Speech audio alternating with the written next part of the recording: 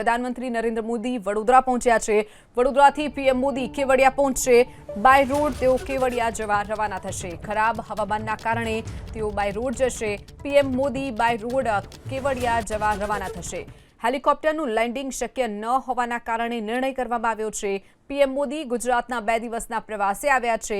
માવઠાના કારણે વડોદરા અને કેવડિયામાં વાતાવરણ ખરાબ છે, જેના કારણે કાલે એસઓયુ ખાતે એકતા દિવસની ઉજવણી કરવામાં આવવાની છે। સરદાર પટેલની પ્રતિમાને પીએમ મોદી પુષ્પાંજલિ પણ અર્પણ કરવાના છે। વધુ વિગતો સાથે સંવાદદાતા કલ્પેશ રાવલ આપણી સાથે ફોન લાઈન પર છે। કલ્પેશ, જે રીતે પ્રધાનમંત્રી વડોદરા પહોંચ્યા હતા અને બાય રોડ તેઓ હવે કેવડિયા જવાના છે, શું વિગતો?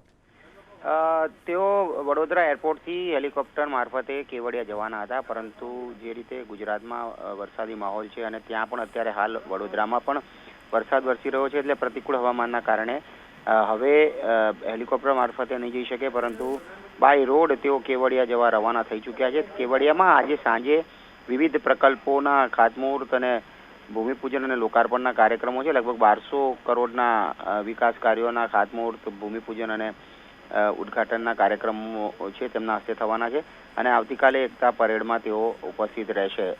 હેલિકોપ્ટર મારફતે જવાના હતા, પરંતુ પ્રતિકૂળ સંજોગોના કારણે, હવામાનના કારણે અત્યારે બાય રોડ તેઓ તેમનો કાફલો અત્યારે કેવડિયા તરફ નીકળી ચૂક્યો છે। ચોક્કસ કલ્પેશ, માહિતી બદલ આભાર।